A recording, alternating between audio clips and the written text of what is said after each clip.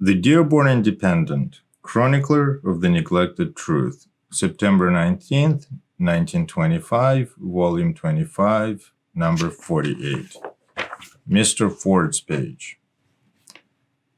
There is at present no theory of wages because the old theory has been destroyed by progress and justice, and the new one is still in the making. The true theory of the wage rate must be found as the tensile strength of materials is found by test. Wages, regarded as an arms style between capital and labor, can yield no basic principle, but when regarded as one of the principal products of a business, as the dividends of production, there is a hope of finding what they ought to be.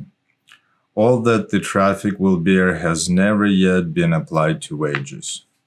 Clear vision confirms the view that to maintain wages at a high level is as important to business as to labor. Even more important since labor can outlive business in a contest with adversity. The volume and value of exchange rests upon purchasing power, and purchasing power upon the adequacy of the pay envelope.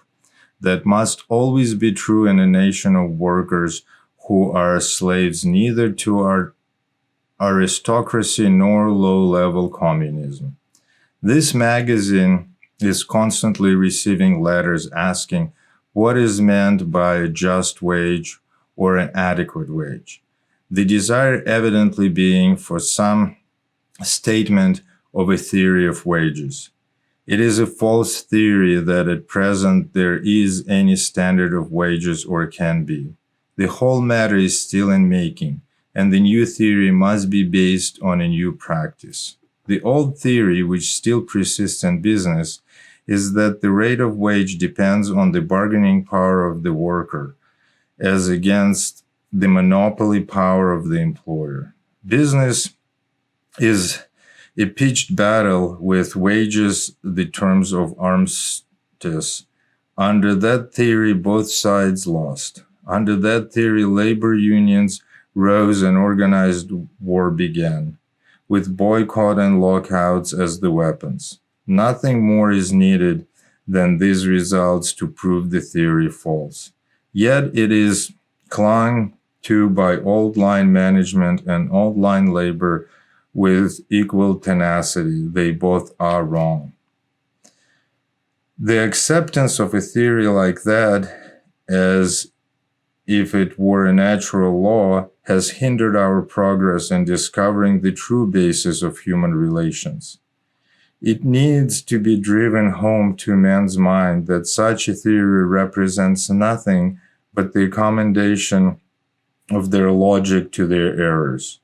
They give sanction to selfishness and glorify greed by writing them learnedly into books and calling them political economy. The theory of wages in the past has been merely a description of the predatory spirit that actuated money-making at the period in which the theory was formed. References to a living wage or the American standard are attempts to establish a new theory. But even a living wage may be very low. A business may be so useless to the public or so badly managed as not to be able to pay even a living wage. To make that the standard is to court experiments in low-level living.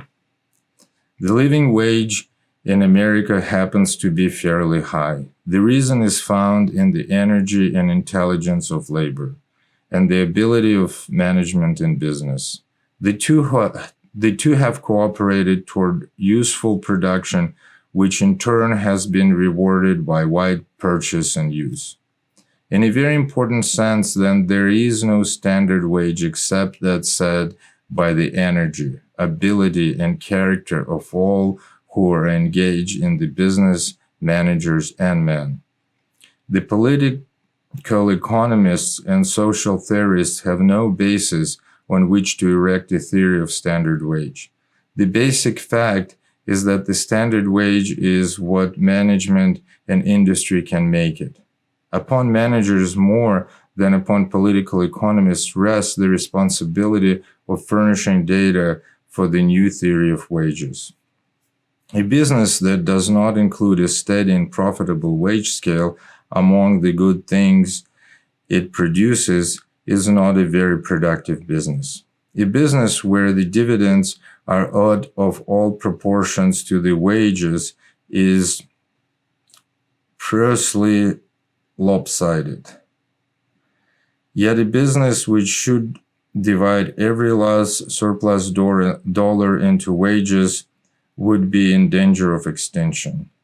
There are three factors in this situation: the manager, the employee, the business. The business as a going concern must always be considered. There are standards industry like the university, like the church, an institution valuable in itself. It provides the workers with an outlet for his activity, the public with commodities and utilities. Thus, the industrial institution itself commands consideration in all questions of profits and wages. Its stability, its protection against emergencies, its own wages, so to speak, is a charge upon the income. To endure such a medium by wrong wages, wrong prices, or wrong profits is to commit a social crime. When management understands that wages are water on the business wheel and are to be regarded as profits rather than cost, that is, they are desirable to increase rather than decrease, then we shall begin to see what wage possibilities are. Until we try it, we do not know. Until we know, we can formulate no theory or standard. Until then, we must work on to create the best conditions we can, not the best conditions for one class only, but for all. A true theory can be erected only on the best attainable common social benefit.